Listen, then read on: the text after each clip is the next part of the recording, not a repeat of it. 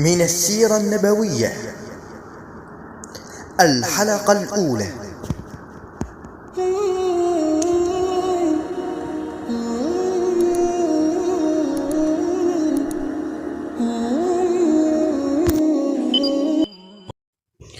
نسب النبي صلى الله عليه وسلم الشريف هو محمد ابن عبد الله ابن عبد المطلب ابن هاشم ابن عبد مناف ابن قصي ابن كلاب ابن مرة ابن كعب ابن لؤي ابن غالب ابن فهر ابن مالك ابن النضر ابن كنانة ابن خزيمة ابن مدركة ابن إلياس ابن مضر ابن نزار ابن معد ابن عدنان.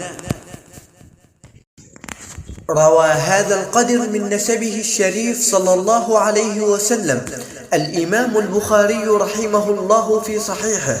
وهذا القدر من نسبه الشريف صلى الله عليه وسلم مجمع عليه ولا خلاف فيه البتة. قال الحافظ ابن كثير رحمه الله: وهذا النسب الذي سقناه إلى عدنان لا مرية فيه ولا نزاع، وهو ثابت بالتواتر والإجماع.